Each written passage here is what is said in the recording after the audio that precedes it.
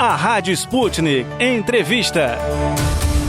Amigos da Rádio Sputnik, 31 de maio é a data consagrada pela Organização Mundial da Saúde como Dia Mundial Sem Tabaco. E é sobre estas questões envolvendo a queda do número de fumantes no mundo e no Brasil que conversamos agora com o pneumologista Alexandre Milagres, ele que é um grande ativista nas questões anti-tabagismo e atualmente é médico da Fundação Ataulfo de Paiva, que é especializada no tratamento da tuberculose, além de ter chefiado o serviço de pneumologia do Hospital de Paula Souza, em Jacarepaguá, no Rio de Janeiro. Doutor Alexandre Milagres, boa tarde e seja muito bem-vindo ao programa da Rádio Sputnik. Boa tarde, Arnaldo. Um prazer falar com você novamente, com seus ouvintes. Temos notícias do Ministério da Saúde de que caiu para 9,3% a população adulta que se declarava como fumante. É um índice que tranquiliza ou um índice aquém do desejado pelos médicos?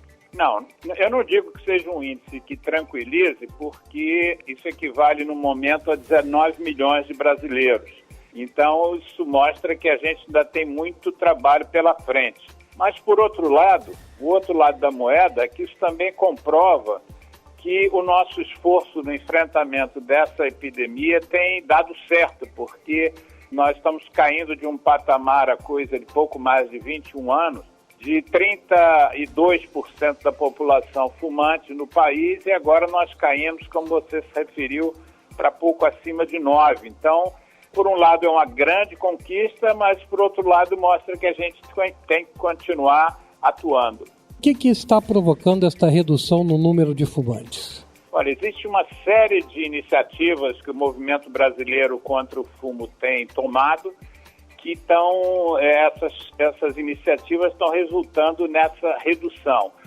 Eu poderia citar algumas. Por exemplo, o fato da gente não ter mais propaganda, exceto nos pontos de venda, a gente não tem mais propaganda de fumo no país. Então, sob nenhuma forma de mídia, é aceito hoje que a gente veicule anúncios estimulando pessoas a fumar. Então, nas corridas de Fórmula 1 não tem mais propaganda, nas revistas, jornais, na mídia televisiva.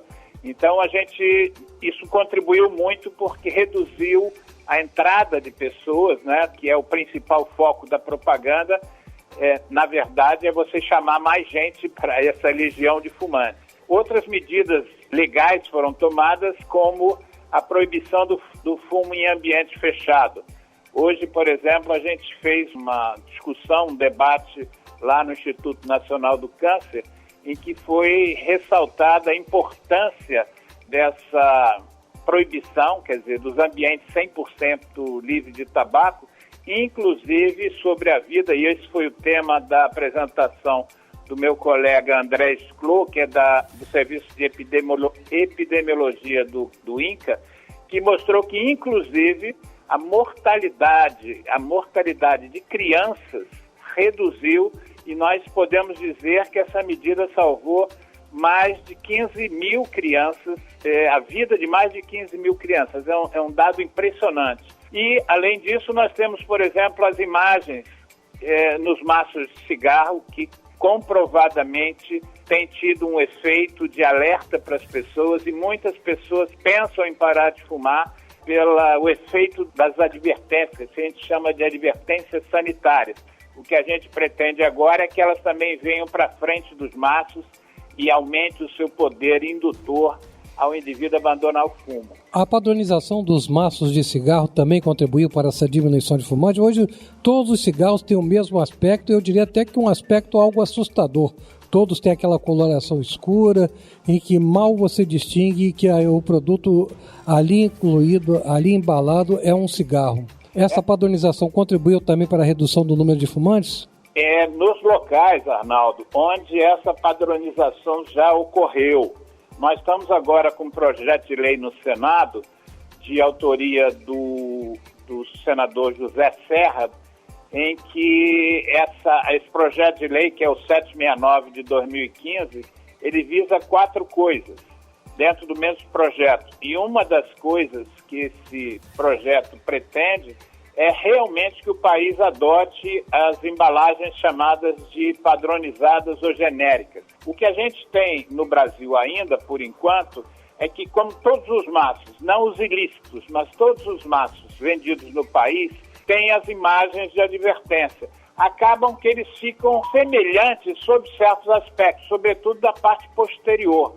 Mas se você notar a parte frontal dos maços, as logos, os designs ainda estão presentes nos maços. Isso é uma das coisas que a gente está lutando agora no Senado. Isso já passou por diversas comissões e agora está na Comissão de Constituição e Justiça, em que, por interessante, é que é uma esportista, uma ex-esportista, a senadora Leila Barros, que jogava vôlei pela seleção brasileira, que é justamente a relatora do processo, do projeto de lei que visa isso que você está sugerindo. Agora, nos países onde a embalagem genérica já está vigindo, por exemplo, a Austrália, há evidências bastante robustas de que isso tem interferido na decisão das pessoas.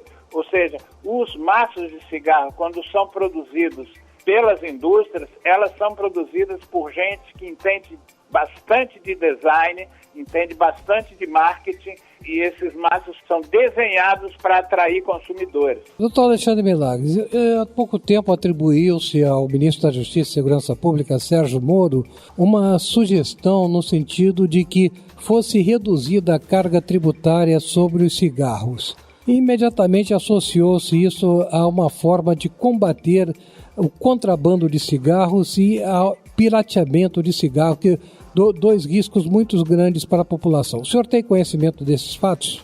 É evidente, desde o primeiro momento, e nós estamos fazendo parte de um grupo de ativistas e de técnicos que tem tentado influenciar no sentido contrário.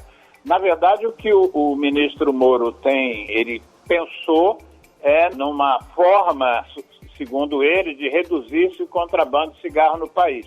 Mas, na verdade, a decisão dele foi de criar um GT, um grupo de trabalho, onde isso está sendo analisado. O que nós já temos de conhecimento sobre a matéria, primeiro, não existe nada que melhore o controle do tabagismo do que você aumentar o preço. Então, já é a primeira premissa que a gente parte, é que nada poderia nos estimular a reduzir o preço de tabaco.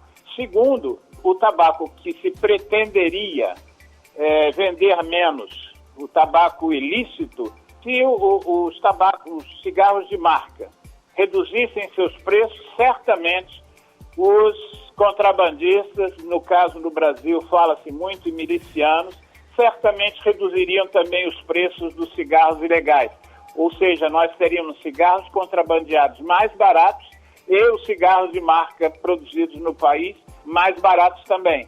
Certamente isso seria um tiro no pé em termos de saúde pública, em termos dos prejuízos ambientais que o tabagismo provoca, em termos das questões sociais. E em cima de um momento que nós estamos discutindo a Previdência, certamente isso vai implicar em mais pessoas indo recorrer à Previdência ou por pensão de viúva ou por aposentadorias precoces.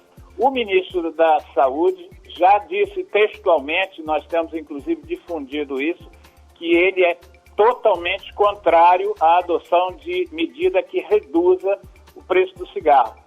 Para concluir a nossa entrevista, doutor Alexandre Milagres, o senhor como pneumologista, como sanitarista, gostaria que o senhor fizesse aquele seu alerta habitual sobre as consequências que o tabagismo produz para a saúde.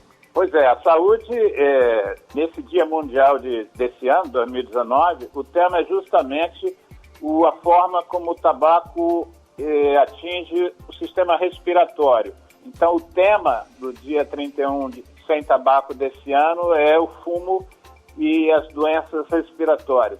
Dentre as 8 principais causas de morte da humanidade hoje, o tabagismo está envolvido com 5 em relação a doenças respiratórias.